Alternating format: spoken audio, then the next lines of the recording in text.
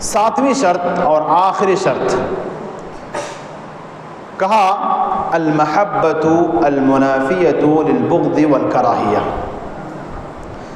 ساتویں شرط یہ ہے کہ یہ جو اقرار کر رہے ہیں، اللہ تعالیٰ کی گواہی دے رہے ہیں، یہ نہایت ہی حد درجے محبت سے ہو، بغض نہ ہو، نفرت نہ ہو۔ ایک آدمی کو ہم کوئی حکم دیں اور وہ نفرت کے ساتھ اس کام کو انجام دے، ہم اور آپ پسند نہیں کرتے ہیں اس چیز کو۔ اللہ رب العالمین ہم سے یہ گواہی کا مطالبہ کر رہا ہے اور ہم بغض رکھ کر گواہی دیں، اللہ کو کیسے پسند ہوگا؟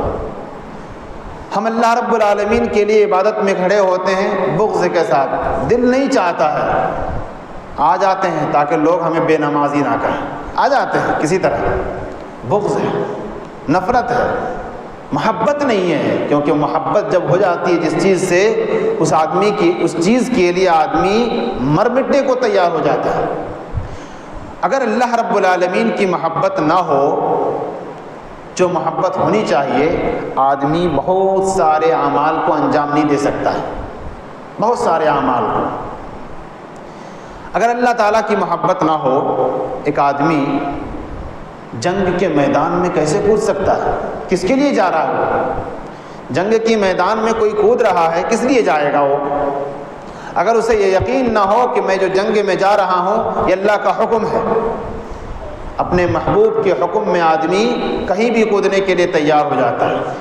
تو جب اللہ رب العالمین سے محبت ہوگی، اتنی محبت کہ دنیا کی ساری محبتیں اس کے سامنے ہیچ ہو، پیچھے ہو، اللہ کی محبت سب سے اونچی ہو، جب یہ کنڈیشن ہماری ایمان کی ہو جائے گی تو ہم اور آپ کسی بھی قربانی کو دینے کے لیے پیچھے نہیں ہٹیں گے۔ جیسے کہ ابراہیم علیہ السلام کسی بھی آزمائش میں ناکام نہیں ہوئے، ہر آزمائش میں کامیاب ہوئے، یہاں تک کہ ان کی سب سے بڑی آزمائش کیا تھی؟ بیٹے کو ذبح کرنا۔ اللہ کا حکم ہے، اللہ کا حکم ہے بیٹے کو ذبح کرو۔ ابراہیم علیہ السلام چونکہ اپنی اولاد سے، اپنے بیوی بچوں سے، دنیا کی تمام چیزوں سے زیادہ اللہ سے محبت تھی ان کو، اس لیے بیٹے کی محبت کو آڑے نہیں آنے دیا۔ اللہ رب العالمین کے حکم کی فرما برداری میں اپنے بیٹے کو ذبح کرنے کے لیے تیار ہوئے، تیار ہی نہیں بلکہ چھری بھی چلا دی۔ تو یہ کنڈیشن، یہ محبت کا معیار جب ہمارے دل میں پیدا ہو جائے، کسی بھی قسم کی قربانی کرنے سے ہم اور آپ پیچھے نہیں ہٹ سکتے۔ میں نے کہا کہ بہت سارے کام اگر یہ محبت نہ ہو اللہ تعالیٰ سے، رسول اللہ صلی اللہ علیہ وسلم سے، تو ان کی فرما برداری ہم نہیں کر سکتے ہیں۔ ابھی دیکھیں، تہجد میں اٹھنا، تہجد کی نماز پڑھنا، یہ کم بڑی قربانی نہیں ہے۔ آدمی اپنے نرم گرم بستر کو چھوڑ کر تہجد کے لیے کھڑا ہو جائے، کس کے لیے کھڑا ہو رہا ہے؟ اس اللہ کے لیے جس سے اس کو اپنی نیند سے بھی زیادہ محبت ہے، اپنی نیند سے بھی زیادہ محبت ہے، اس اللہ کے لیے وہ نماز میں کھڑا ہوتا ہے۔ یہ محبت کی کنڈیشن اس طرح ہوگی کہ اللہ تعالیٰ کی محبت ہمارے سامنے سب سے زیادہ ہے، تبھی یہ آدمی تہجد میں اٹھ سکتا ہے۔ فجر کی نماز میں آنا، یہ بھی دلیل ہے اس بات کی کہ اللہ رب العالمین کی ذات سے اتنی محبت ہو کہ اسے نیند کی محبت جو ہے نا کم پڑنے لگے، تب جا کر کوئی آدمی فجر کی نماز میں آ کر کھڑا ہو سکتا ہے، ورنہ اگر وہ محبت کی کنڈیشن نہیں ہے تو پھر وہ آدمی اپنی نیند کی محبت میں ہی رہ جائے گا، اللہ کی محبت کے لیے، اللہ کی محبت کو بروئے کار لاتے ہوئے نماز میں کھڑا نہیں ہو سکتا ہے۔ اور اسی طرح سے صدقہ و خیرات کرنا، اور اسی طرح سے اپنے مال سے سب کو محبت ہوتی ہے، لیکن اللہ سے زیادہ نہیں، اللہ سے زیادہ محبت نہیں ہونی چاہیے۔ اگر ایک آدمی وہ محبت کی کنڈیشن پیدا کر لیتا ہے، تبھی وہ اس طرح کے مال اللہ کے راستے میں خرچ کر سکتا ہے جو صحابہ کرام نے کر دکھایا۔ ابھی آپ دیکھیں غزوہ بدر کا واقعہ آپ اگر پڑھیں گے تو اس میں مسلمانوں کے ہاتھ کچھ قیدی، کافروں کے کچھ قیدی مسلمانوں کے ہاتھ لگے تھے، مدینے میں سب بندھے ہوئے ہیں، نبی کریم صلی اللہ علیہ وسلم صحابہ کرام سے مشورہ لے رہے ہیں کہ ان کے ساتھ کیا کیا جائے۔ حضرت ابوبکر رضی اللہ تعالیٰ عنہ سے مشورہ لیا گیا، کہا کہ یا رسول اللہ، ابھی ہم لوگ نئے ہیں، ابھی ہم لوگ ہجرت کر کے سارا مال سارے کاروبار وغیرہ چھوڑ کر کے آئے ہیں، ابھی ہمیں پیسوں کی زیادہ ضرورت ہے، لہٰذا ہر قیدی کے بدلے ہم فدیہ لیں اور ان کو چھوڑ دیں۔ حضرت ابوبکر رضی اللہ تعالیٰ عنہ کی یہ رائے تھی۔ حضرت عمر سے جب پوچھا گیا، عمر رضی اللہ تعالیٰ عنہ کا فیصلہ سنیے، کیا کہا کہ یا رسول اللہ، اگر آپ مجھے میری رائے مانگ رہے ہیں تو میری رائے یہ ہے کہ ان قیدیوں کو قتل کیا جائے، اور مزید یہ کہا کہ قتل کرنے کے لیے ہر قیدی کا جو رشتہ دار مسلمان ہے، اگر مثلا کسی کا بھائی ہے قیدی، تو ہر رشتہ دار اپنے بھائی کو قتل کرے، اپنے رشتہ دار کو قتل کرے۔ اگر بیٹا مسلمان ہے، باپ قیدی ہے، تو بیٹے کو چاہیے کہ وہ باپ کو قتل کرے۔ یہ کب ہو سکتا ہے؟ جب اللہ کی محبت سب سے زیادہ، اس باپ سے بھی زیادہ جو کافر ہے، اس بھائی سے بھی زیادہ جو کافر ہے، اس بیٹے سے بھی زیادہ جو کافر ہے، اللہ کی محبت جب سب سے زیادہ ہو جائے گی تو یہ کام کرنا بڑا آسان ہو جائے گا۔ اگر نہیں، اللہ کی محبت کے سامنے بھائی، بیٹے، باپ، چچا، ان کی رشتہ داری کی اگر محبت زیادہ ہے تو پھر یہ کام نہیں ہو سکتا ہے۔ تو یہ محبت کی کنڈیشن اگر ہو جائے تبھی ہم یہ کام کر سکتے ہیں۔ اسی طرح سے یہاں پر ایک آیت پیش کی گئی، کہا اللہ رب العالمین نے کہا وَمِنَ النَّاسِ مَن يَتَّخِذُ مِن دُونِ اللَّهِ أَندَادًا يُحِبُّونَهُمْ كَحُبِّ اللَّهِ، کہا کہ بہت سارے لوگ ہیں جو کیا کرتے ہیں، جنہوں نے اللہ کے علاوہ انداد بنا لیے، اس کے شریک بنا لیے بہت سارے، يُحِبُّونَهُمْ، اور اللہ کے علاوہ جو معبود بنا لیے ان سے یہ لوگ محبت کرتے ہیں۔ کیسے؟ کحب اللہ، جیسے اللہ سے محبت کرنی چاہیے، جیسے اللہ سے محبت کرنی چاہیے ویسی محبت یہ اپنے معبودوں سے کر رہے ہیں، جس کا حقدار صرف اللہ تعالیٰ ہے۔ والذین، یہ ہے کفار کی بات، کیا ہے کہ یہ لوگ اپنے معبودوں سے ویسی محبت کرتے ہیں جیسے اللہ سے محبت ہونی چاہیے، جبکہ مومنین کا معاملہ کیا ہے؟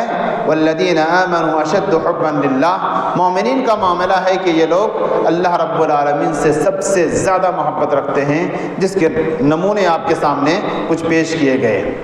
اللہ اور اس کے رسول سے محبت سب سے زیادہ ہو، اس کی مثال آپ دیکھنا چاہیں غزوہ احد کو لے لیجئے۔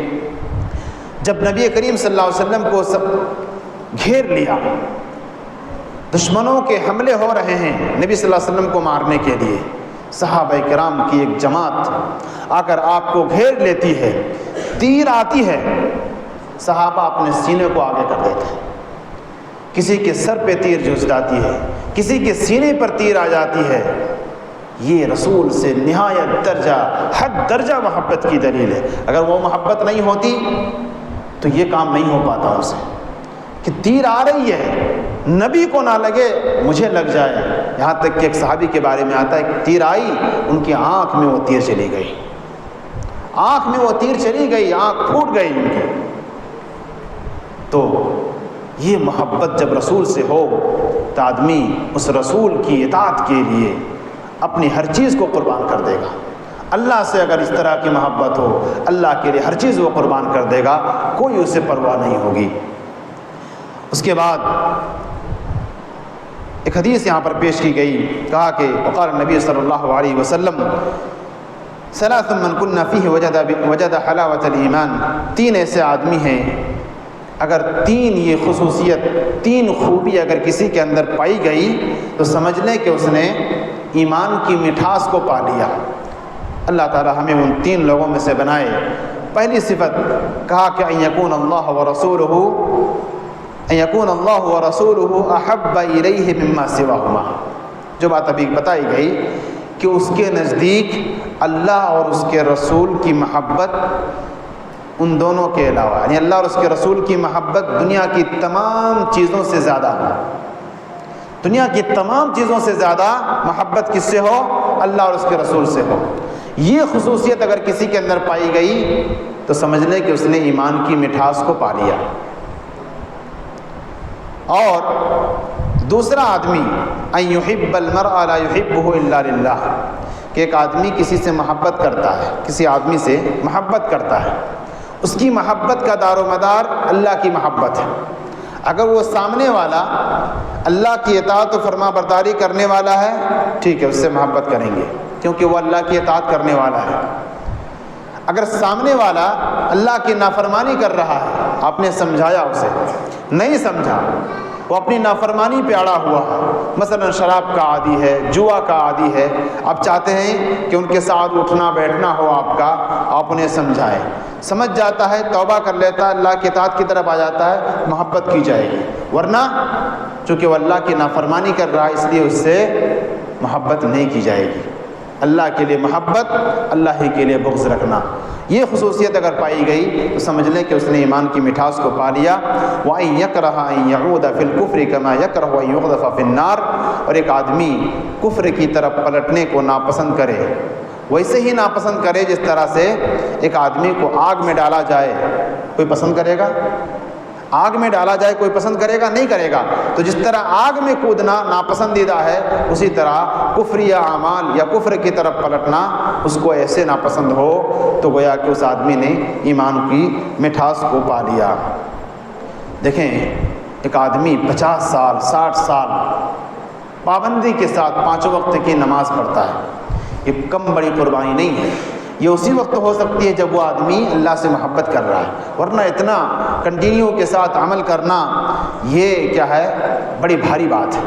اس لیے اللہ رب العالمین نے کہا وَإِنَّهَا لَكَبِيرَةٌ إِلَّا عَلَى الْخَاشِعِينَ، اللہ سے جو ڈرنے والے ہیں اس کے علاوہ دوسرے لوگوں پر یہ بہت بھاری چیز ہے۔ لہذا کہا گیا کہ اس نقطے کے اندر کہ اللہ اور اس کے رسول کی محبت سب سے زیادہ ہونی چاہیے۔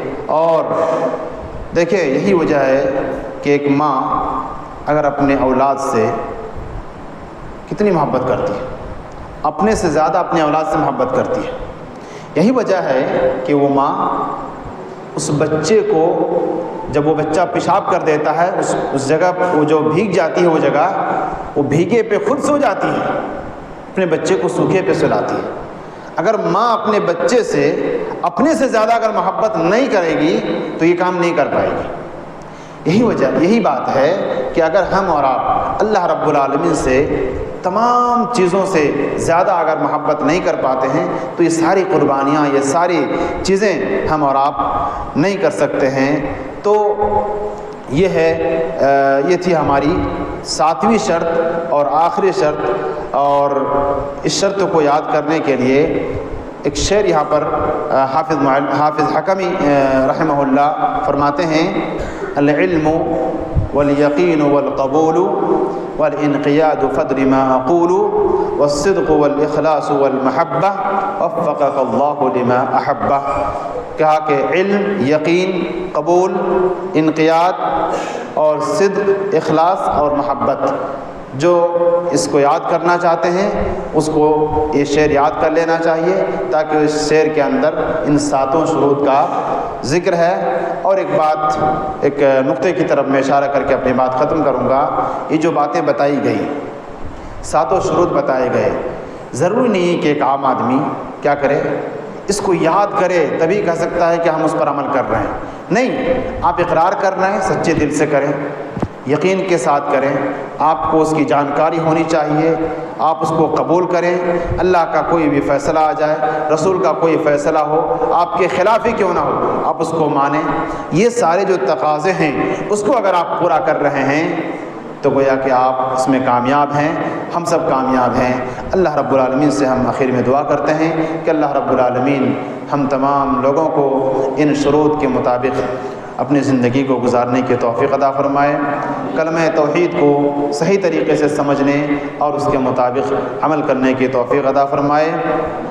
اللہ رب العالمین ہماری اس مجلس کو قبول فرمائے، برکت کی مجلس بنائے۔ اللہ رب العالمین ہم تمام لوگوں کے گناہوں کو معاف فرمائے، جب تک ہمیں زندہ رکھے توحید پر قائم رکھے، شرک سے دور رکھے، جب خاتمہ ہو خاتمہ کلمہ لا الہ الا اللہ پر ہو۔ آمین وآخر دعوانا الحمد للہ رب العالمین۔ اقول قولی ھذا استغفر اللہ لی ولکم ولسائر المسلمین من کل ذنب فاستغفروہ انہ هو الغفور الرحیم۔